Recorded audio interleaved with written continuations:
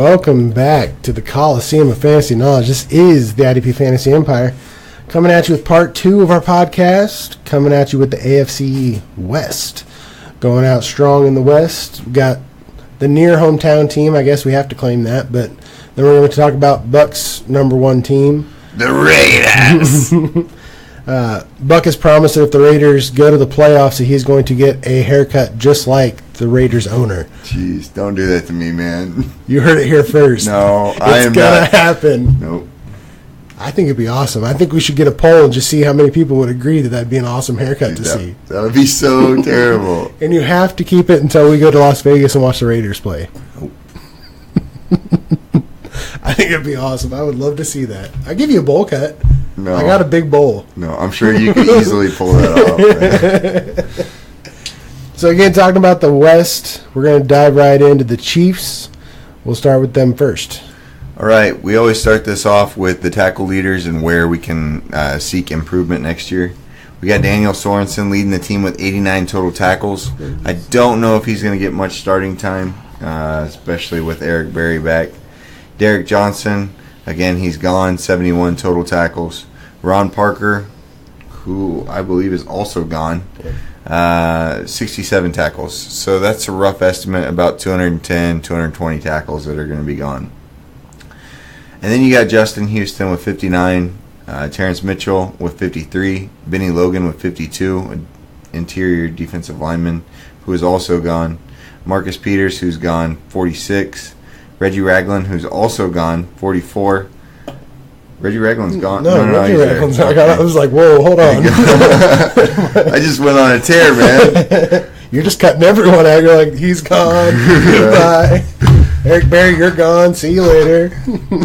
Frank Zombo with 43. KPL, who is gone, 41. Steven Nelson, 41. I believe he's still there, yep.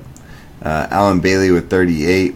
Eric Murray with 36. Chris Jones with 32. Philip Gaines with 30. Raheem Nunez Roches with 24. Is Roches gone, or is he still there? I believe he is gone, yep. So there's a lot of tackles to go around. We'll jump right into the defensive line. We got Chris Jones, a guy that has played extremely well as of late. I expect him to get a lot more opportunities, especially with them moving away from Tamba Hali.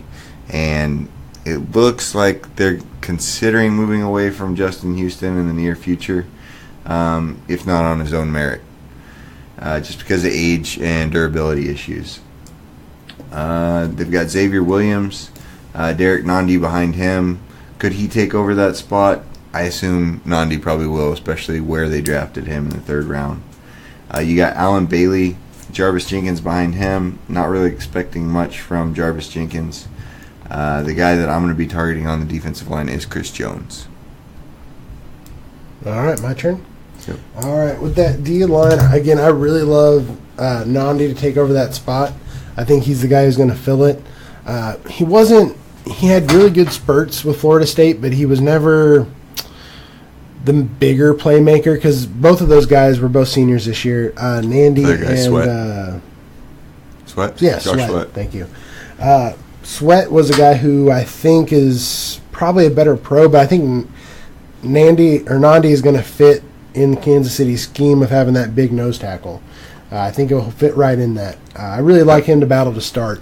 That being said, their nose tackle last season ended up finishing top 6 with 52 total tackles. Yeah. So there's definitely potential there. And, again, you don't have to take a D tackle soon in your draft. You can take him a lot later. And we always advocate not taking a nose tackle. Yeah, we do. Except for like Vita Bay, I would still take him. I mean, he's a first rounder. He's going to play. It's got to be one of those talent-changing type of players at the nose tackle spot. But again, that's a battle that I really want to watch going forward. Both these ends I'm not too excited about, to be completely honest. I've never really been into Kansas City D ends. It's just never been my strong suit. I think I finally drafted like my first Kansas City player like ever. So I've never seen huge outputs except from the safety positions. But I think Jarvis Jenkins and Alan Bailey will be interesting because Alan Bailey really hasn't been necessarily fantasy relevant. He's had good spurts, but nothing that's been consistent for me. There's a lot of DNs that I'd rather take a risk on that would probably get more playing time and possibly more tackles. But in the linebacking role, we have Justin Houston, who we talked about. You have D. Ford on the other side. You have Reggie Ragland, and then Anthony Hitchens coming over from Dallas. So what I like about Hitchens is he had 84 tackles in 12 games with Dallas. So he's a guy who can be very productive when he's in. Reggie Ragland showed flashes last year. I think he's also a risk at certain points, depending on what you would want to give up to maybe get him or draft him. But he's a risk-reward player. You know, you may spend that, but he may pay you back big time. He's a guy who I've slowly liked more and more. I thought he was a good fit in Buffalo, but apparently not enough to keep him there. I think Preston Brown kind of took away a lot of momentum from him. So I would still like to see what he could do if he was still in Buffalo, but that's not going to happen. D. Ford on the other side, he averaged 7.42 a game last year. He had points-wise? Yeah. He had zeros, and that was goose eggs across the board in 9 games, and he had back surgery last year. Correct. So that's something to watch out for with some of these younger guys, especially Breland Speaks, a guy who was drafted in the 2nd round. He has the classic, the wave GIF that I started and sent to you, and then it's like traveled around our group, which is awesome. He recovered a fumble and looked at the camera and just waved. Hilarious. As he was laying on the ground. Yeah, as he was laying on the ground. I think he's going to push D. Ford, and I can honestly see Breland Speaks being one of the other rookies that may start. For the inside role, I don't know if, unless there's an injury to Reggie Ragland, I don't know how Dorian O'Daniel's going to play into this. I think this might be a developmental deal where you have to maybe wait a season or two. But I think Dorian O'Daniel had the tools when he was at Clemson to be a better pass rusher and also a guy who can be a run stuffer. He was asked to do a lot of coverage in college, and that I feel like hurt him in the draft process because where his body type is, he should be more of a run plugger and a guy picking out stuff. But I can honestly see him being a Mike guy at one point in time too. Yep. If I'm looking to add one of these guys, it's going to be Anthony Hitchens. I think he's going to be the tackle leader for this team. Past him, you've got Reggie Ragland, who I think is going to be the number 2 tackler for this team just because of that defensive line. We all love Justin Houston. We all know how great he can be, and he could shut down games. Durability has been an issue for him. Tanel Campagnon, the kid from Villanova. I say that every time. He's got length, speed, strength. He's an athletic freak.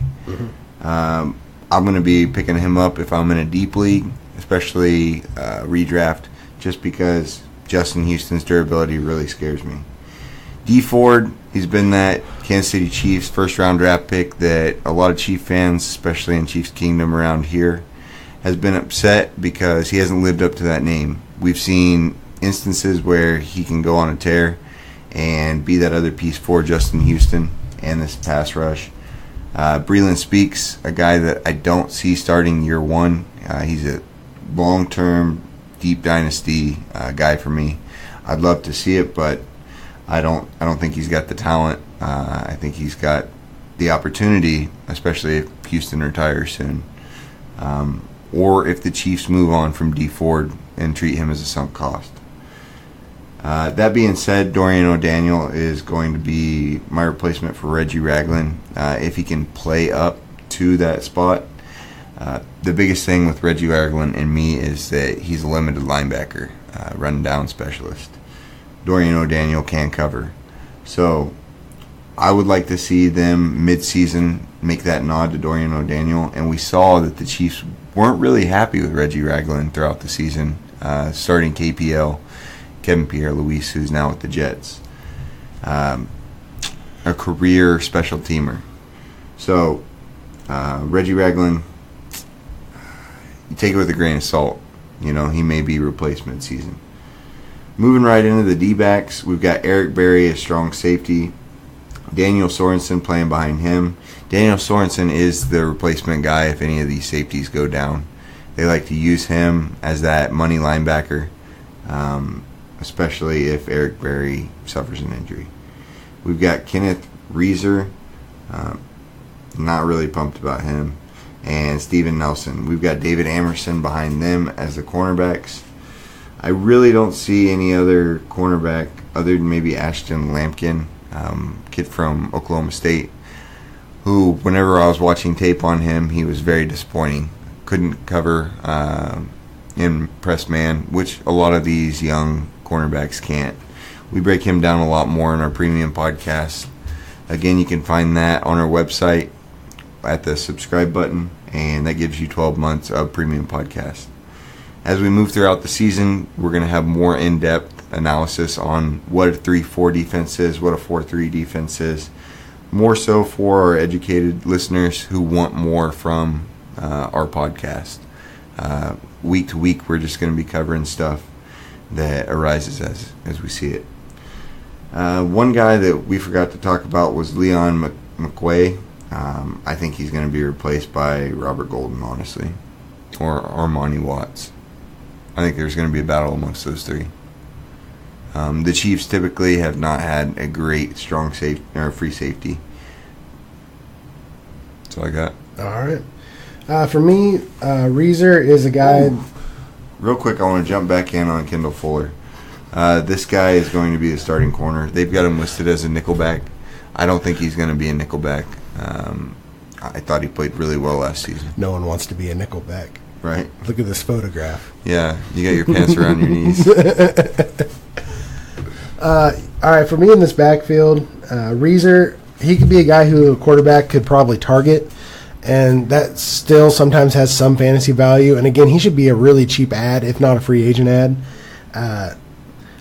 The only thing that I've ever seen is he's had one double-digit fantasy scoring game, and that was in 2016.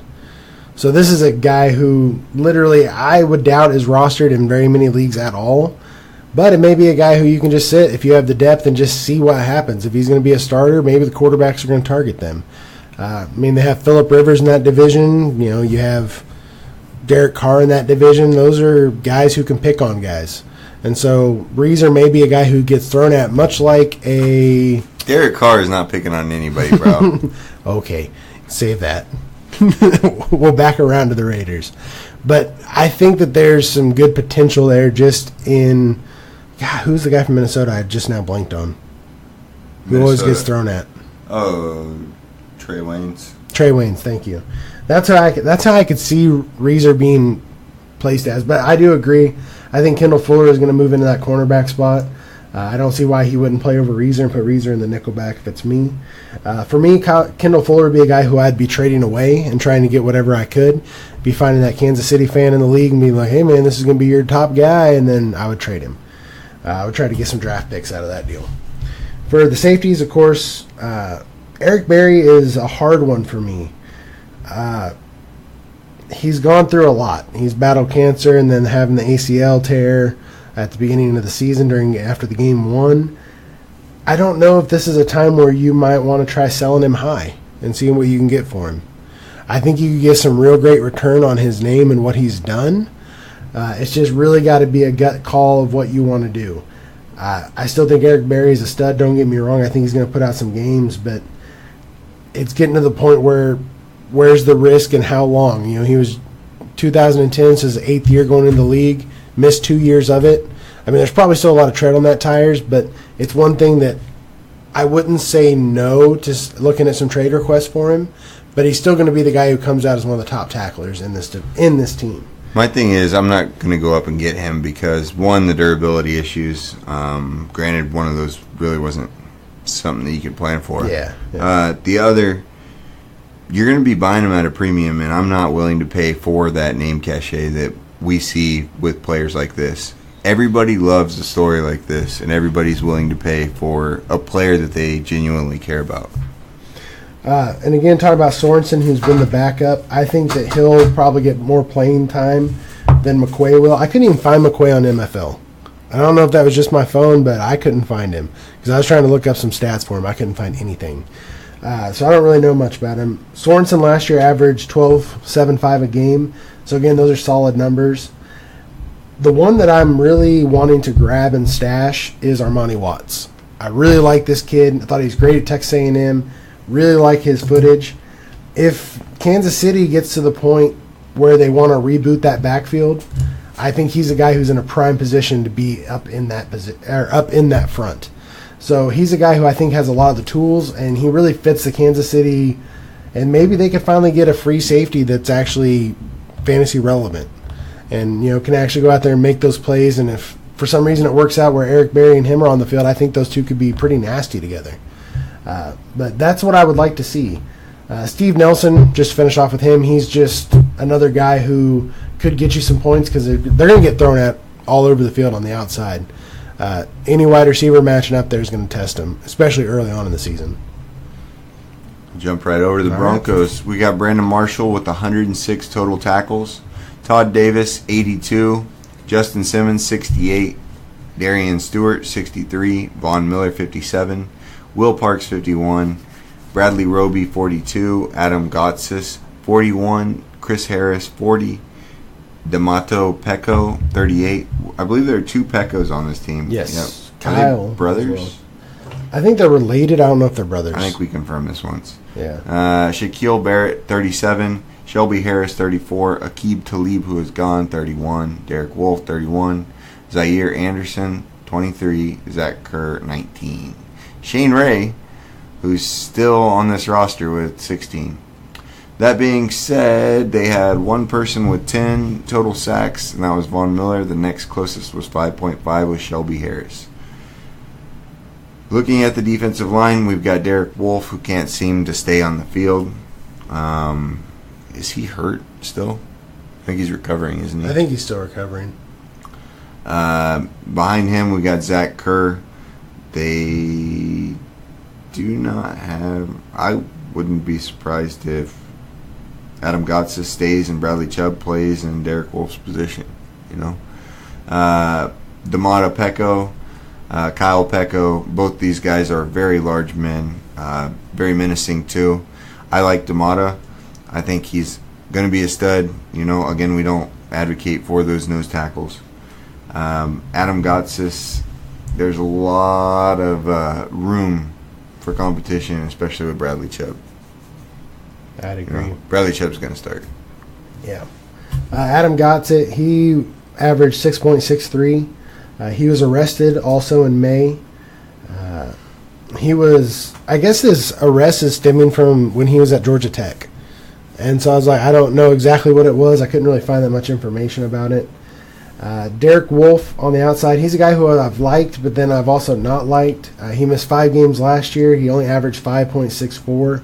He has neck issues, and there's some mumblings going around that he may retire because of them. It may be that bad where he has to. I mean, the guy has a great story. He basically came from nothing, living on the streets to playing in the NFL. It's a guy who was really hungry, and he was really relevant and one of the top guys when they won the Super Bowl. So I feel like that carries over some cachet as well for him. Yep. But again, I think Bradley Chubb come in. He was a guy who I drafted with my first pick that I had in ours. What was that, the 1.04? Yes, 1.04. Granted, a lot of people within the industry will say that's way too low. But you got to go get your guy, and you got to know who you're playing with. It's something we advocate repeatedly. And on my roster, I have decent defensive ends, but I've always wanted a stud. If he'd have gone to the Browns, I wouldn't have touched him. Yeah. I would have drafted someone else. I would have probably drafted someone else and traded my other pick if I wanted to. I don't know about that, but okay. I don't want him to play with someone. I think he can outplay Derek Wolfe if he's healthy. And so I'd rather have one guy who's the guy for a while before they add someone else, because I just see Bradley Chubb and Von Miller. Those are the two that I really see as the pass rushers. But I think Bradley Chubb is NFL ready, and I think he's more NFL ready than Myles Garrett was. I feel like watching film on both of those guys the last 2 years, I feel like Bradley Chubb is ready to just jump into that starting role. Yep. And I think Cleveland or Denver was very glad that Cleveland went ahead and went Denzel Ward, because they were originally going to trade that pick. But as soon as that happened, they're like, no, we're going to go ahead and take him. Then you have, again, nose tackle for them. I'm staying away from. I mean, Pecco's just a fun name if you're a fan. And I like his hair, so that's about it for me. I think there's... Where do you see Pecco finishing? Defensive tackles? Defensive tackles, probably top 30. Okay. If, about where I had him pegged. If the tackles are there. But again, I can start seeing them taken away from each other too. And it's just hard for nose tackles. It just depends on the running teams and their matchups. real quick, whenever we say top 30, we like to err on the lower end, you know, be pessimistic. But it wouldn't surprise us if he got into that top tier. No, and Pecco's had issues before with like being healthy for full seasons. Yep. So that's something I always try to take into consideration with it. But I think that the Broncos have enough depth that they can rotate guys if they're getting banged up, which I think is a nice deal that they have going on. Moving into the linebacking position, they have Shane Ray on the strong side, Brandon Marshall on the inside, Todd Davis on the inside, and then, of course, Von Miller on that weak side. I don't know if Shane Ray is even going to be anything. He had another wrist surgery. That makes 4 surgeries. The Broncos also turned down his 5th-year option. So there's the whole aspect of is he paying or is he going to play harder to get paid? I don't know if he can. And that was a guy who came out that there was some high hopes. There were character issues when he was drafted, but there was always the hope that he was going to be a stud to play on the opposite side of Von Miller. And now I think that role is going to go to Bradley Chubb, maybe not playing the linebacker role necessarily, but being the pass rusher. It opens up for like Shaquille Barrett, who I think is a guy who can fill in that role if Shane isn't healthy, which I don't expect him to. You have Brandon Marshall, who had 4 games under 10 points. He's always been an IDP stud since he's really gotten that starting spot, and he can get you some really good points week to week.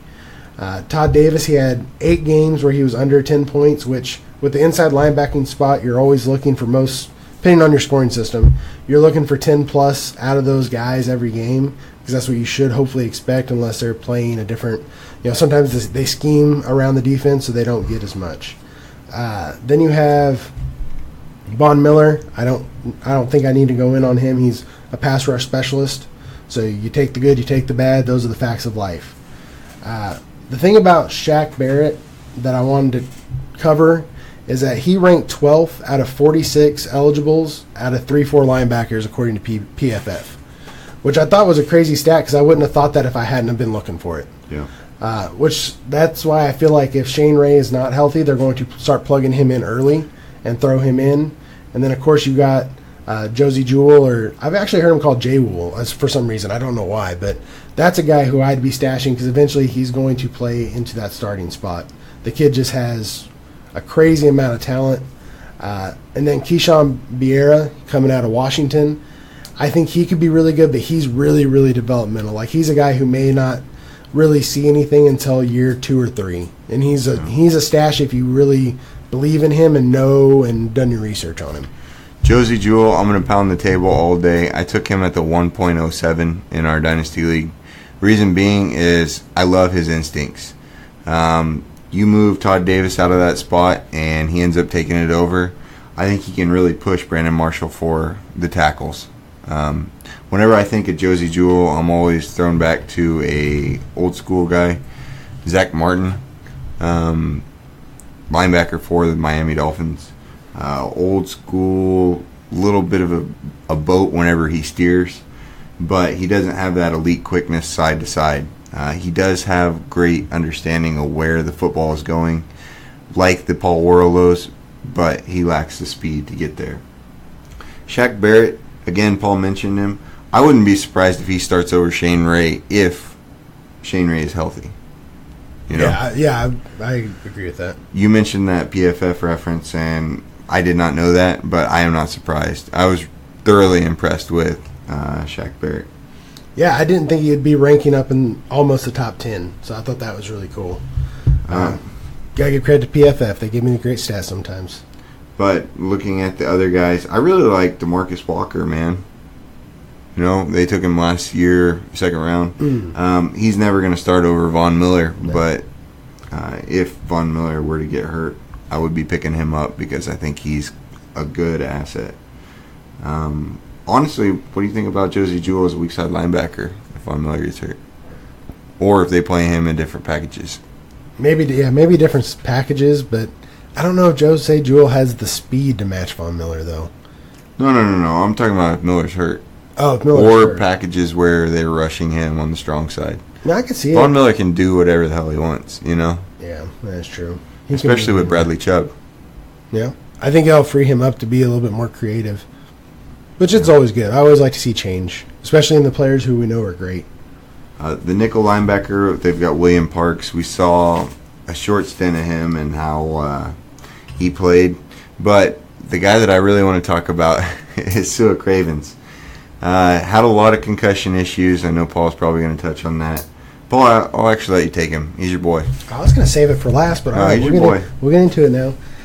I love Sua Cravens. He's a guy who I drafted and I pounded the table for when he was at Washington. Even when he was going through his mental stuff, I was still like, this guy can play. I think he has a great instinct to be that hybrid linebacker safety. That's what I thought Washington was going to do with him. It just didn't come to fruition. Basically, Broncos didn't give up much to get him. Basically, it comes down to a fifth-round draft pick. They packaged a whole bunch of picks, but it was like picks and players.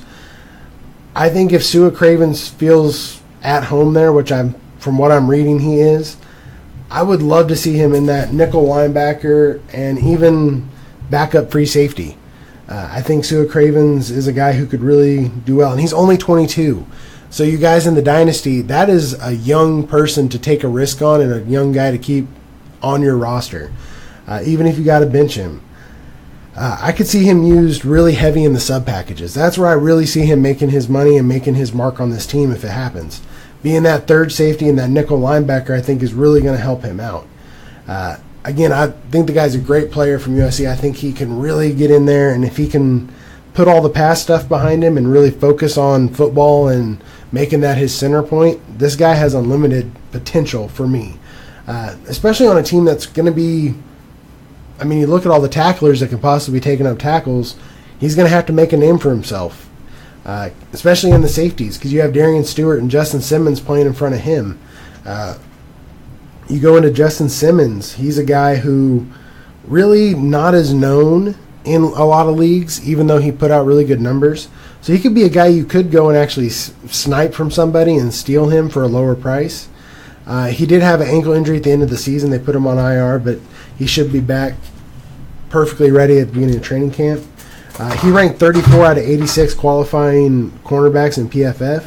So I thought that's real, or safeties in the league, and I thought that was really good for kind of how he started in Denver. And then you go to Darian Stewart. He had 3 games with under 10 points. Basically, week 9 through 11, he had 11 points total. So that's nothing that is really, and that's right about when Justin Simmons got hurt. So I wish he would have done better. He did average 8.87. Again, not bad for the free safety spot, but there are a lot of free safeties that score more points. Oh. But that's why I like Sua Cravens. I think he can maybe help if one of those guys gets injured again, or start maybe chunking at Darian Stewart if he starts really impressing his coaching staff. Yeah, Justin Simmons is a guy, a fantasy darling that we talked about throughout the weeks last season. If he wouldn't have got hurt, I think he would have had a lot more publicity right now. Mm-hmm. I'm going to be picking up Justin Simmons in every single league that I can towards the mid-rounds, just because I think the talent's there and the tackles. He had 68. I could easily see him pushing for 90. Mm-hmm. Sua Cravens, if they do work him in, I do think that he is going to be a stud. He's going to get you about 60 tackles. That's if they design him into the defense. Just taking a quick look at Bradley Chubb and Von Miller, those 2 pass rushing, you're only dropping 3 down for the defensive line. You've got that nickel backer, the Sua Cravens role. If they can work that out and then move Josie Jewell as an inside linebacker, you can play with Josie Jewell with that lack of speed, but the instincts, which allows him to get away with a lot of his lack of athleticism. Darian Stewart, I'm excited about him, but I wouldn't necessarily be going out and picking him up in the early rounds. Chris Harris, we've never really seen him without Aqib Talib. He can hold his own, of course. But the guy that I'm kind of excited for, deep dynasty-wise, is Isaac Yiadom, a kid from Boston College that we break down because of his length and his speed. Why are you shaking your head, Paul? Every time you pick the guy I was going to talk about too. Every time. We look at all these rookies, man, and over the past 2 years, breaking it down the way we've been breaking it down, what are your thoughts? On Isaac Yiadom... No. Just like the way we break it down. Are you picking up gems that you wouldn't have seen any other way? Yeah, and I think a lot of that is just by talking back and forth and like also just getting ideas and be like, well, maybe I missed something in tape. You know, I always like to watch more. And so if I see something that I'm like, hey, what do you think about this play? Like, do you think he broke it down right or that he's just not being schemed right? Because I think sometimes in college we see certain plays and we're like, oh, well, that's a bad play. But I try to look at the coaching. Like, are they coaching them? Are they putting them in the right position to succeed? Because that's what NFL coaches are paid big bucks to. Put those guys in the right spot. You know, you can insert Sue Cravens there. Like, play him in the right spot where he's productive. Right. But I think in this whole process, you start seeing more and more of these guys who you're like, I may take a risk on this guy. I'd be okay with that. So I think that's always a fun thing to look at when you're doing fantasy football. But with Isaac Yiadom, I wasn't as hyped on his actual tape because I thought he got used and abused a lot at Boston College. But I think with Denver, he could fit in pretty well there. Sorry, I lost my notes. But he was a guy who I would look for as a rotational. So if someone needs a spell for a little bit, I could see them working him in, and in a little bit in special teams too. After last season, how we saw the Broncos fall from grace on the defensive side of the ball, do you think they get back to it, especially with the way that they've drafted this season? I think they could. I mean, I think it's going to be some guys that are unknown, rookies, and then like Sue Cravens coming in. I think if they could utilize it, which I think the Broncos have a great coaching staff on defense, that they can do that. Don't they still have Wade Phillips? Isn't he still the D coordinator? Or did he move on? He's with the Rams. Rams. All right, but I think Broncos have a really great shot of hopefully starting. And this is what's great. They have these older pieces, but they have so much young talent back here that they can still stay relevant. It's kind of like what the Falcons are trying to do. They're trying to get them older pieces, but get younger pieces. Oh. And then you look at Seattle, who's the complete opposite, who basically just wrote it and now it's dead. Yeah.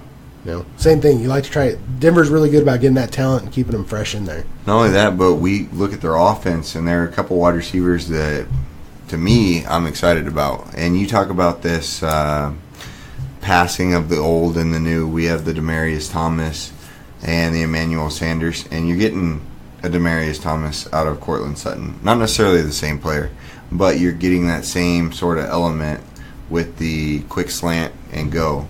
And a guy that I have been pounding the table on is Deshaun Hamilton. The guy's an excellent route runner, can catch dang near any ball that you throw to him, and we saw it in the Senior Bowl. Mm-hmm. We break that down in the Premium podcast, and I can see this offense going places, especially with their running back, man, Royce Freeman. So you think Devontae Booker, do you think they split shares I until do not someone like comes? Devontae Booker. He cannot hold his own. Get out of here, Devontae Booker. The only thing about Royce Freeman that I'm holding back on is he had over, I believe, 1,000 snaps. And when he was at Oregon, he has a lot of tread on the tires. Yeah. And that's something that I always worry about. I mean, again, he's still younger, but he got a lot. Have tread on tires. Oh, yeah. He's worn down. Sorry, my bad. I reverse engineered that one. But, again, I love their wide receivers, too. I think Deshaun Hamilton could play a kind of a Wes Welker type of role because he's, again, a really good route runner. Yeah. And the guy runs crisp routes. Cortland Sutton, I like him because he can be a body guy. And what I mean by body guy is a guy who's going to body up on a cornerback and make him work. He can use his weight because he's built like posting. He's up built like a man, like he can just go in there and run at you. Yeah. He's not going to be like a Calvin Ridley who's going to use his speed and his wiriness to get around you. Cortland Sutton's going to run at you and hit his route and go. Yeah. And he's going to basically be like, you can come get it if you want it, because that's what we saw at SMU. So we see the Broncos offense increasing and performing better this season, right? Mm-hmm. Do you think that affects the defensive assets that we've just talked about? Again, we saw that their tackle numbers were relatively high. Most of them were 60 plus, at least the top 8. Yeah. I think that's going to hurt them because they're going to have less opportunities for tackles. Yeah, but I think in this division, again, I like to count the divisions more because, again, you see them 2 times a year. Yeah. I think when you play, let's say, the Chiefs, you're going to get a lot of run. And so you're going to have a lot more time to get those tackles. In Oakland, you're going to see a mix. Again, Oakland's a hard offense. You'll know more than me on their offense. I think they're a mix of both, 50-50. with the Chargers, I think you're going to see a lot more run this year than passing. I know that's crazy, but I think Melvin Gordon's ready to take that elite step, but that's on a whole nother level. Because I've been waiting, and Melvin Gordon's slowly been getting better. I think this kid's going to hit it. So with you have those 4 or 6 games out of the year, I think they can still make up a lot of these total tackles, but it's really how much stock do you have in Case Keenum? I'm sold. You're sold enough on him? I'm sold on Case Keenum, yeah. I think you can get the ball out to these guys, especially whenever you dump it off to Royce Freeman, dude. Let him do his thing. Or Devontae Booker if you're a Devontae Booker fan. Oh, and I even forgot to talk about my boy Fugamali from Wisconsin. That's a good tight end because tight ends aren't really relevant anymore, it feels like, in fantasy football, unless you got one of the elites. But we can move over to the Chargers. Yeah, let's go over. All right, we've got a Jaleel. Where are the Chargers at? Los Angeles. All right. We keep saying San Diego. We hit that first, so if we mess up, it's all right.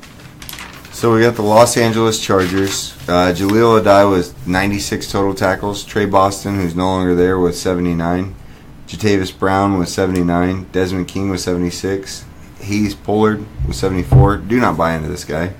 Joey Bosa was 70. Adrian Phillips was 63. Trevor Williams with 56. Melvin Ingram with 56. Corey Toomer, 48. Casey Hayward, 40. Denzel Perryman, who was out most of the year, 37. Kyle Emanuel, 34. Darian Philon, 31. And I believe Brandon Meebrain is still there. Yep. He's got 30 total tackles. The sack leaders for the team, you got Joey Bosa with 12.5, Melvin Ingram with 10.5. Everybody else has 4, 5 or less. So there's not a lot of production there. You did have 5 interceptions from Trey Boston. Most of those were from Blake Bortles. And then you had 4 interceptions from Casey Hayward. Looking at the defensive line, I've got Joey Bosa as the starting left end. No one's going to take his spot unless there's injury. He's typically a good bill of health. Brandon Meebane, plotter, run stuffer.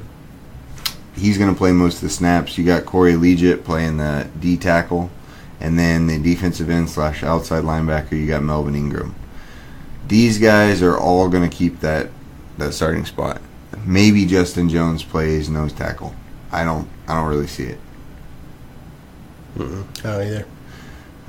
You got anything on this defensive line before we move up? On the defensive line, I think Bosa's going to take another step this year, and he's already up in the top 5 of most defensive ends. I think hopefully he'll take another big step and get a little bit more pad on him. For the middle, I'm not as big. I like Corey Leggett a little bit more, but I think they got some younger talent. Justin Jones, I think, could be a playmaker. A guy who, again, they drafted in the 3rd round. I think he could be a guy you could plug in eventually. I think he's fit more for the defensive tackle spot instead of nose tackle spot. Yeah, I'd agree with that. Other than that, playing on the other side, I really like Melvin Ingram. I've grown more and more a fan of his, and I don't know why. It's probably just because I've watched the Top 100 and I really liked his package that they had, and like that they had this whole how he motivates his teammates, and I really like that part of it. And I think the guy is finally coming into his own. Again, he was drafted 2012 in the 1st round, and I feel like he's been a solid playmaker for him, and I feel like Bosa getting better is making him better. Yeah, he's getting better by association, and that's what I love to see about this guy. Sneaky stat about Melvin Ingram. In some leagues, he's going to be listed as a defensive end. He's that outside linebacker / defensive end. He ended up getting 56 total tackles. So if you're going to get 56 total tackles from your defensive end, you're going to take it. Yeah. Both of these guys could finish in the top 25. Yeah, I mean, you had Bosa who averaged 13.48 last year, and then Ingram who averaged 12.43. I believe Bosa is our number 1 defensive end, right? Mm-hmm. Yes. And if you want rankings, you can find them on our website under the rankings column. I believe we list the top 15 to 20. Yep. Most of them. If you want more, we have our draft kit. It's $9.99. And so, yeah, and it is draft season, so get out there and get on it. And again, we'll always update this. We talk about guys playing behind that could play in. We're always going to update that for you. Once you get it, we're going to send you an email with the updated version. So you'll always be up to date, up to your draft date and beyond. Going into these linebackers, you have Kyle Emanuel, you have Haynes Pollard, Denzel Perryman. Again, Melvin Ingram still in that defensive end / outside guy. He kind of plays in both spots. You have Jatavius Brown backing them up. You have Nwasu. For me, we look at Perryman. He's one of Buck's guys on this your guy, squad. real quick, this guy could finish top 10. Mm-hmm. Very easily. I have no doubt about that. If 100% healthy. That's the biggest issue. We've seen him light up teams, and he gets like 10-plus tackles a game. Mm-hmm. But injury risk. Injury risk. With Pullard, I mean, he's a relatively unknown. He only started a handful, and I'm not buying in on him. Just me. I think Jatavius Brown could play over there in the middle if they needed him to. And the reason this stuff may shift around is just because of Nwasu. I can see him getting reps on this offense or on this defense. Again, Emmanuel, he only averaged like 4.58. So again, not a guy who's going to be a fantasy stud for you. I think Nwasu, if they can play him right, maybe he gains a little bit more weight and muscle, could play on that outside or move inside if they really need him to. I think he's a wild card. He's a guy I drafted. I don't think he can play inside. He's an edge guy. Yeah, he probably is, but, I mean, again, if they had to because of injuries, because, again, you're talking about Perryman versus injury risk, and then they've been banged up in the linebacking core for the last 2 years on that team. I'm not moving him inside. I'm sorry. I just want more playing time. That's all I care. Well, yeah, but I don't ever see them moving him inside. And I thought about this today. My alma mater is in WSU. If I bought one of their jerseys, would that be an Nwasu jersey? Can I just grandfather that in? Think that would work? I'd allow it. All right. But, again, I like Nwasu. I liked his tape a lot. We broke down him in our premium podcast. He's a guy who's a really good edge rusher, man. When he hits that gap, it's a lot like Obo. I feel like they're compared pretty similar. I think Nwasu has more of a pro style, and he's already pro ready, a little bit more than Obo is. I feel like Nwasu is more of a 4-3 defensive end. Mm-hmm. If they didn't have that Melvin Ingram, which they could always slide Melvin Ingram back and play that outside linebacking role. Yeah, that's very true. Nwasu, the one thing that I really loved about him, we talked about it in a premium podcast, is this guy has an uncanny ability to bat down balls. And not only bat down, but he can knock them up in the air and create opportunities for big players like Joey Bosa, Denzel Perryman, Melvin Ingram to vulture those interceptions. Exactly. It's a great point. I'd kind of forgotten about the ball passing ability or ball batting ability. Any of these guys, I mean, we think, honestly, Nwasu, I think, is the guy we're going to really watch during training camp. I know I am for sure. Because I think he's going to probably be a starter before too long. If you're looking to draft him, I think you could still probably get him lower in your draft, but I also wouldn't pass him up. If you go and watch tape or you go and listen to our rookie podcasts and you hear us breaking him down, maybe that convinces you to go a little higher, and that's fine. Not only that, but as much as I don't like Hayes Pullard, I think if in most leagues he's going to fall out past the top 50 linebackers. You can get him at a value. In auction leagues, you could probably spend $1 and buy this dude. Really? There are plenty of opportunities. Again, we mentioned injury risk with Denzel Perryman.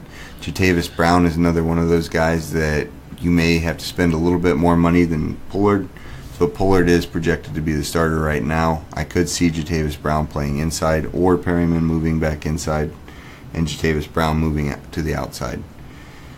So the consensus is most people are going to be paying for Perryman.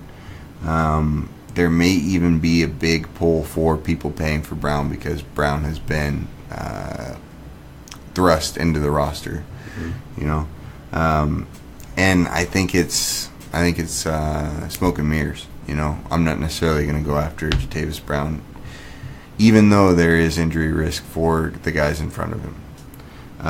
Uchenna Nwasu, I'm going to go ahead and pick him up where I can. One, it's a hard name to say, so a lot of people are going to be thrown off, and I know a lot of people who don't know of the person, they're going to avoid people like this. Yeah. Moving into that backfield, you have Casey Hayward. Derwin James is projected to start as a rookie. You have Adrian Phillips and Jason Verrett. Behind those guys, you have Desmond King. You have Jaleel Adai. Jaleel Adai was a guy who was really became fantasy relevant because him and Trey Boston playing so well together. And Jaleel Adai was also the number one tackler for the team. Yeah. Real quick, I want to give a nod to Madden. I know we play a lot of Madden in season. You got Derwin James as the starting safety. Madden's doing this promo right now where you pick a player and then you get to keep them into the next season. So if you have Madden 17, or is it 18? If you have Madden 18, you can go ahead and drop your coins and get him for your MUT squad. What are your thoughts on that? I know the listeners like to play Madden too. Oh yeah, actually, I just did it today because Buck told me I needed to. So I went. Was he your guy? No, I started with Bradley Chubb. Okay. Not because he's on my fantasy team. I like the guys who have the jump stats when they're full up. Yep. I like to jump the snaps because those are the guys I always target. Because I like to get off the line. Because I play defensive line usually when I play. I don't mind the linebacker role. I can do it, but I'm just way better at getting at the pass rusher. I like jumping off the edge and trying to move that offensive line around because you can do a lot of havoc in Madden doing that. But again, I think Derwin James. We talked about it, just the play-up opportunity. If he's going to have a stud year or not. I mean, I think Derwin James. I think there's building hype, and I feel like it's the same with Edmonds in Buffalo. Like there's a lot of build-up hype of him being a starter right away and going in and changing stuff in this. Again, he's playing, Jalil Adai. If there's any slip-ups or anything, Jalil Adai is obviously proven he can be the guy. Yep. But again, I think Derwin James is a really great player. I ranked him, I think I ranked him as a number one safety. I can't remember. I think I ranked him right over Fitzpatrick. They were out of the rookies. Yeah, they were 1-2, 1B, 1A, 1B for me. Another guy on this that I really like, Desmond King. He's a guy, if you can trade for him and get him, I would, because I think he's a dynasty stud. I love the kid's play, man. I think they have drafted so well in this backfield. Desmond King, also the fourth leading tackler with 76 total tackles. And just a fifth-round pick from Iowa. Crazy. Another guy I would watch down the line, just if I'm looking at the free safety spot, if Adrian Phillips gets hurt, would be Kaiser White, who they've moved over to safety. He has a lot of potential to play a lot of different places in that offense or defense, but I think he could be a guy that you can maybe see them start using little by little to see what he does besides just in special teams. Yeah, and we talked about linebackers earlier. There was some scuttlebutt about him playing a linebacker role. Yeah. Imagine if he played that Mark Barron type linebacker. Yeah, he could easily be a hybrid. I can see that. And I would play him over Hayes Bullard if I were a defensive coordinator. Yeah, because he played linebacker in college too, so he played snaps all around that field for West Virginia. And he's the brother of Kevin White and the other White. I can't remember the other one. Starts with a K as well. He just got drafted too. Both of them got drafted this year. Kareem? I don't know Sounds if it right. is.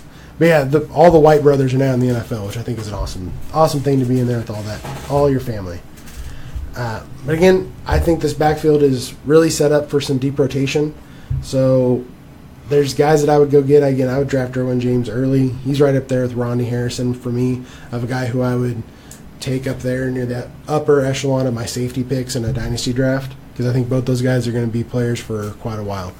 Derwin James brings that element of the wow factor, that enforcer, like the John Lynch types. Other than that, I'm not really high on Derwin James, especially year one. I think he's going to get a lot of hype because he's going to make a lot of big hits.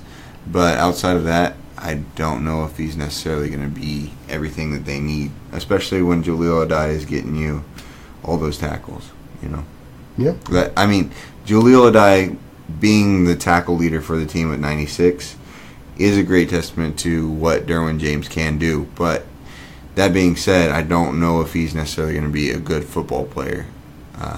He is a good football player, but I don't know if he's going to live up to the hype that everybody has for him in the first round. So let's say that Barry Church, for whatever reason, loses his starting spot to Ronnie Harrison. You have Ronnie Harrison, Derwin James, and Mika Fitzpatrick. How do you think they finish out of those three? Ronnie Harrison, Derwin James, Mika Fitzpatrick. Okay. Why? Yeah. I loved Ronnie Harrison. I thought Ronnie Harrison was better on tape than Derwin James. And I know a lot of people are going to scoff at that. But if you watch the tape and you look at them in different situations, I think that he brought an element where Derwin James is one-dimensional. He's a tackle enforcer just like Cam Chancellor. Yeah, and I think that also that Harrison is also playing at Jacksonville, and I feel like that's a good place to make a name for yourself. They've been doing it for a couple of years now, so I just think Barry Church is old and it's just ready for a replacement. Honestly, I can't remember where I drafted Harrison at, but I know I drafted him, and it was later in our draft. It was in the third round. Yeah. Because I wanted him. Yeah, I didn't know that until after the draft. And you're like, I wanted him so bad. I'm like, I had no idea. I just went with the safety because I was trying to fill up my roster, trying to fill up them weak spots. So I think I got too much depth now. Like I just went through my taxi squad from last year. I'm like, I don't know who I'm going to cut. There's too much. And that's the great thing about fantasy. Once you start finding these guys, you were like, what do I want to do? Real quick, let's talk about Dynasty because I'm done with the Chargers. You? Yeah. Okay. Dynasty, if you're thinking about it, dip your toes in it. Because once you start getting these players and you keep these players year-round, you start to care about them. I've got a player that's always been my favorite, Luke Kuechly. I have tried so many different deals with my dad. My dad's a mechanic. I've tried to sell him tires to buy Luke Kuechly. I cannot get Luke Kuechly from my dad. But there are these players that you watch year-round in the off-season, and you fall in love with their tape. You fall in love with them as people, and it means a lot because you get to keep those players. Yep. And whenever you have that invested interest, it makes you love the game even more. We talk about why we love IDP to a lot of people we meet that are like, hey, what are you guys doing? We hear you have a podcast. The thing I love about IDP is whenever you're watching Red Zone and you're playing against the quarterback and your linebacker makes that interception and takes it to the house, that's negative points for that quarterback. That's positive points for your linebacker. And, it just makes watching the game more enjoyable, And if you can immerse yourself in that feeling, that thing that takes you away from the everyday life burdens, that's really satisfying. Oh, yeah. Yeah, and I feel the same way. There's a lot of times that I remember when we started our dynasty, I picked right before you did in the first round, and I went ahead and went with Todd Gurley over Ezekiel Elliott, who's coming out as a rookie. Mm-hmm. And some people even said, like, why didn't you take Zeke? And I was like, I believe in Todd Gurley's talent. I just need the cancer of Jeff Fisher to be gone. Mm-hmm. And finally Jeff Fisher went, and then Todd Gurley blew up this year. Finally. Like what I'd seen at Georgia so many years ago that I was just waiting on and waiting for them to put it together, and all of a sudden it blows up. And I feel so good because I get to watch that, as long as I can. And there's been guys, it makes it harder to cut rosters. Like I feel like it becomes more like your actual GM, and you're like, God, like Darren Sproles has played so well for me over the years, but when do I just go ahead and cut the cord, Because then you have all these young guys that you want to draft because you've watched them and watched tape, and you're like, you get invested in these guys and you pick them, and you're like, this is part of the family now. Yeah. Like I can't break up the family, and you just got to make those hard gut calls, and it can be difficult. Yeah. Because there's some guys that I'm going to be like, I have to get rid of you. I don't want to. And someone else is just waiting there, trying to be the vulture. Yeah. And some people are waiting till 2020. It's like an on-running joke in our league. Our buddy PK basically has sold everything for the 2020 draft. I think he wants to draft every single player. So we always just are laughing about that. But hey, like I said, watch him end up getting an amazing team 2 years after that. 2022, better watch out. Maybe a stud team. But that's the great thing about Dynasty is you start looking further ahead than you do in a redraft. Because in a redraft, you just look year to year what you can get. Yeah. With a Dynasty, you're trying to get a player now, like let's say a Josie Jewell, that you really think in a year or two is going to be the guy. Yeah. And so you want to take him, and you'll take whatever risk of holding him on your roster because you believe in that player. Mm. And, in a redraft, you just, you wouldn't probably draft a Josie Jewell unless you really wanted him just for that 1 year. Right. So that's why I love that we went to Dynasty because, I knew the concept of it, but I'd never done one that was a Dynasty before. And, I love it now being into, year 4 of our Dynasty. There's so many guys that I've drafted, and I keep seeing them getting more and more of a push, and I love it. And not only that, but it's so gratifying to find that talent before somebody else and for that talent to pan out, And granted, there are players like the Ryan Shaziers where it leaves you, and the Eric Berries, who leave you in this moment of, I love this player and I really care about him, but they're in a tough situation right now, and then it puts you in an emotional state where you care about the health of the player. Yeah. Where I know we talk about a lot of traumatic brain injuries and everything else and how it's kind of killing the sport of football, but you don't want to see that you love seeing these big hits, but then you start becoming more compassionate about the individual players in the game. Yeah, and I think fantasy football, at least for me, has made me stop just watching only really Green Bay football games. Like, I try to watch everyone now because there are certain players on teams that I love. Game Pass now. Yeah, like I love watching certain players, and I don't care where they play necessarily as long as they're not playing against my team that week. Right. You know. So speaking of people's teams, we got one less in this division. That'd be the Oakland Raiders. And I have no idea what we're doing right now. Oh, my gosh. Okay, we got Reggie Nelson with 89 total tackles. Navarro Bowman with 89, who is gone. TJ Carey with 84 total tackles. Goodbye. Carl Joseph with 79 total tackles. Khalil Mack with 78 total tackles. Nicholas Morrow with 60 total tackles. Bruce Irvin with 58. Corey James with 56. Justin Ellis with 48. Dexter McDonald with 43. My dad's actually a really big fan of him, the safety. McDonald. Mm-hmm. Danico Autry, 36. Sean Smith, 34. Mario Edwards, 27. Markel Lee, 25. I'm going to go ahead and cut it there. And Cowser. Let's say Cowser. 23. We've got the right defensive end as Mario Edwards. If this dude could stay healthy, it would help Mac, and Mac would help Mario Edwards. But Mario Edwards always seems to get hurt, and we'll see what happens this season. I don't think Tank Cardine is going to push him much. I do think Arden Key could step up into that role. I don't know if he could really play that right defensive end. We could see Mac move over to the right end and Arden Key play the left end. That's what I would do if I owned the Raiders. And again, I would have that bowl cut because we are not going to the playoffs this season. You got Eddie Vanderdoes. He's played up and down whenever we drafted him. One of his biggest knocks was his inconsistency.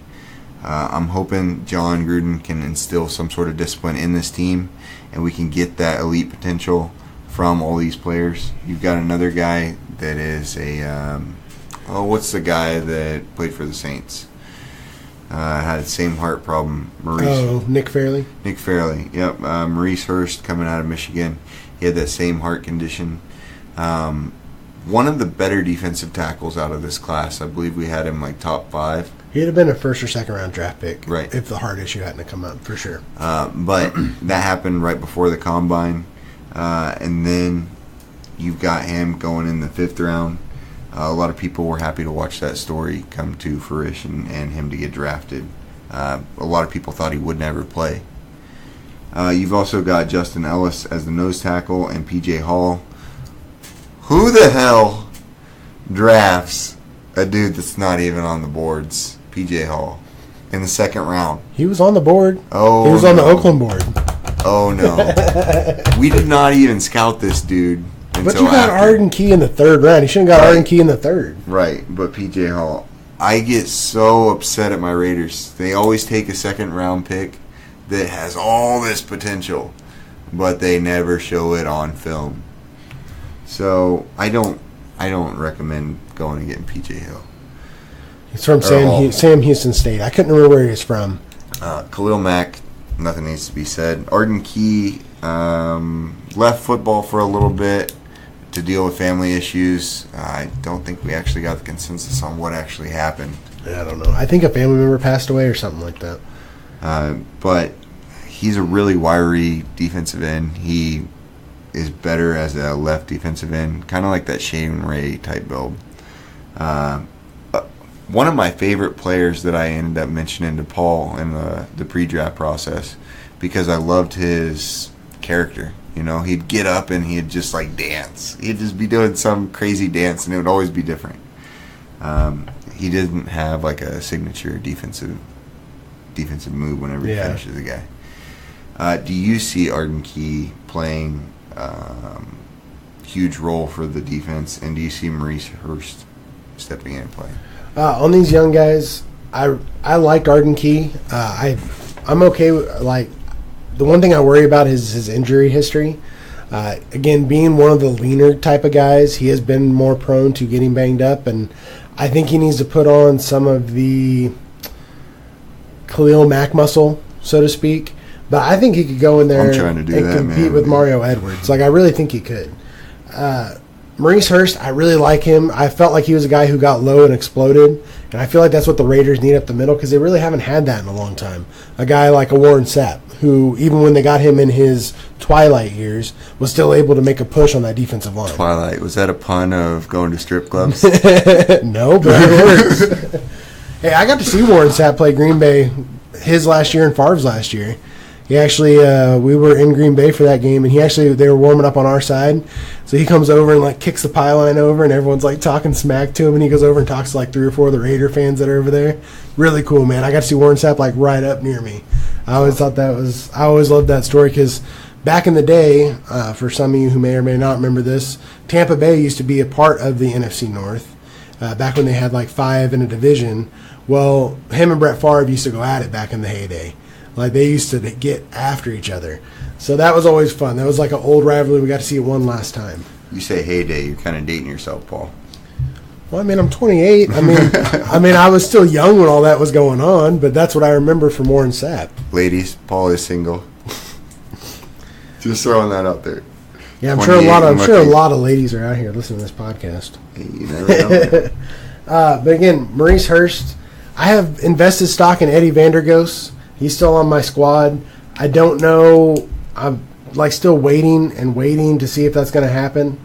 But again, I think Arden Key could play a role. I want to see what Coach Gruden's going to do with this defensive line because I feel like there's some pieces that could be used and it may be rotational enough where you don't really see that top end besides Khalil Mack maybe.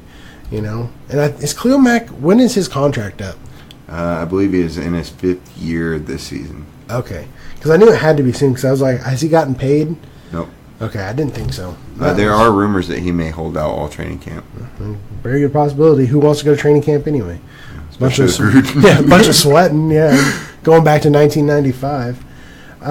Going into these linebacking core, the linebacker has really been the plague of the Raiders. Would you agree? I would agree. Okay. I think they fixed some of this, and jeez. I'm trying not to speak out of turn. I just don't want to speak out of turn on the Raiders. When you go in, you look at Bruce Irvin. Let me take this one. Okay. So you got Bruce Irvin, who shouldn't even be a linebacker. Honestly, he should only be a pass rush specialist. I think he sucks. I'm being completely honest.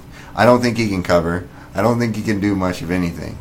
You put him out in the flats, the guy looks handicapped. You got Tahir Whitehead, the only bright spot on this whole linebacking core. You got Derek Johnson, who's old as hell. The only reason why they brought him over here was to motivate him to play the Chiefs twice a year. You've got Emmanuel Lemur, who couldn't do anything for the Cincinnati Bengals, so he goes to Minnesota and he comes back to the Raiders at weak side linebacker. Career journeyman. He's not going to be much, man. And then you got James Cowser, a special team stud. Woo. You know, like, I'm not excited about this season. Markel Lee, you spend a 5th-round draft pick on him, you know, last season. I thought he played relatively well. But you got Morrow playing over him, who's coming from the Canadian Football League. Want me to take it now? Yeah. Okay. Bruce Irvin, he averaged 10 points a game. He had 8 sacks. He's also a guy you want to watch because he could actually be a hit against the cap, so there could be movement there. I don't know if there will be, but there could be. With Whitehead, he averaged 13.97 last year. I think the guy that I would look for, I think Derek Johnson may be a really cheap ad where you could possibly get some points early. I don't know if it's sustainable all year, but I feel like you could probably get some points early on, and he could be a really cheap draft pick and just see what happens. I'm not saying it's going to be amazing, but it could be. I'm calling it Derek Johnson retires week 10. Okay. The one guy on this Raiders roster on the defensive linebackers that I have loved since I watched him in college is Asim Victor. I think this guy has the natural raw tenacity to be a really good linebacker. He had more red flag issues the last 2 years than anything, which is different for me because I usually stay away from those red flag guys. But I feel like this guy is really, how should I word this? He really fits the linebacker role, and the guy is honestly really good if he can get paired up with a good pass rusher, and I think he could do it. I feel like if there's there's a cascade of junk, is what you're saying. Yeah. Why couldn't this guy be in the mix? I don't see why he can't. I feel like if he can get back to where he was playing in 2016 when he was with Washington, and how much he would have probably been a high draft pick if that would have continued and the coaching staff wouldn't have got mad at him and benched him, then I think he would be up there with a higher draft pick. But I think the Raiders could have a gem there. Would you like to see him as a weak side linebacker? That's about the only place I'd play him. Sure. Why not? I think he can. I think he has coverage ability that they're not giving him credit for. Okay. I really wish him and Barrera, who played together, I wish they would have gone to the same team because I feel like those two feed off each other really well. But I think Asim Victor could be one of those guys that honestly could be a dynasty stash. I wanted to take a shot on him. Someone took him before I was. I was going to take him later in the draft and just steal him. So I believe it's my dad. Probably, yeah. I think actually your dad, because he takes every freaking Raider every year. Super annoying. But I really like him, man. I can't put it into it, and with how much dysfunctionality is in this linebacking core, I could see him going in there and competing. Yeah, Tahir Whitehead is going to be the tackle leader for the Oakland Raiders this season. Yeah. If not Khalil Mack. All right, going into these D-backs, I'm going to hit them real quick, and I'll let Buck finish with it. You have Garyon Conley playing on the left side. At strong safety, you have Carl Joseph. You have Reggie Nelson, that free safety. Leon Hall on that right side. And then Sharice Wright in that nickelback spot. The guys on right, I think he has good tackle opportunities. For the safeties, I don't know, man. The safeties are hard because I look more at the depth, because how much longer does Reggie Nelson last is my question. But you look at Obi Melifonwu coming out of Connecticut. I really liked him, but he's been so injury plagued. And Gruden even came out and said that he looks farther away than closer to starting. Yep. But a guy that I really liked, again, that's because I'm also a Wisconsin person, is Nick Nelson, who I think could be in a mixture and could be near that nickelback spot if something happens. I think he just needs the opportunity. His big downgrade coming out of college was his lack of picks. But in the Senior Bowl and the NFLPA game, he showed that he had hands. In practice, he was showing that he was able to catch the ball, and in the combine. So I think this could be another guy who you may not be excited by looking at him and not really ever hearing about him, but a guy who could contribute. For me, I'm not really going to touch on the defensive backs because I hate half of them. I would love to see Obi come up and actually play. I loved him out of college, man. Right. Absolutely. Right. You know who he kind of reminds me of? Byron Jones. Yeah. You know? I could definitely see that. Just the spark ability and everything he's got. A little bit more raw than Byron Jones.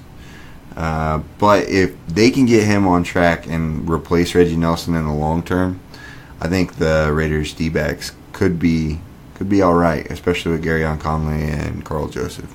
Yeah. Again, Carl Joseph is struggling to stay healthy. Same with Obi. You know, that's why we ended up seeing. I don't even see the dude anymore. Must have cut him. Who was it? Dexter McDonald last season. Step up. No, he's still there. He's just hiding on that depth chart. Right. Behind all that trash. Because they didn't really draft anybody this year besides Nick Nelson for that backfield. But they didn't have a lot of draft picks, right? I think you guys had one around. Yeah. So you guys didn't have very many. But this is going to be, for me, Oakland's a wild card just because I want to see what Gruden's able to do. And it's going to take a couple years. I always give coaches a couple years when they come in fresh like this. But I don't know. Fantasy-wise, I would just go after Asim Victor in a deep dynasty and stash him. Yeah. And see what happens. Redraft-wise, obviously Khalil Mack. You're looking at Tahir Whitehead as the team tackle leader, I think. Reggie Nelson, just for his big playability, and Carl Joseph for the tackles. I would shy away from Garyon Conley, more than likely. But I wouldn't be surprised if he was a top 50 cornerback. Valid point. All right, so that pretty much covers the AFC West. We'll be coming back with the AFC South, covering that division. And training camps will be started by then, so we may have a little bit more news for you. So we may do a news podcast as well. Right. Anything you want to finishing comments? I got nothing. I'm looking forward to this next week. Tomorrow we got 4th of July. Pretty excited. Yeah. Heard a lot of fireworks tonight, that's for sure already. I'll be at work. I'll be stuck in a building until midnight, so we'll see how that goes. I don't think there'll be any fireworks where I'm going to be at, just at work, in a cold room that I want to sleep in. Because my house is hot, can't sleep here. I'd like to sleep at work because it's 66 degrees in our room. But anyway, everyone have a safe 4th of July. Don't be a JPP. And start building your empire today.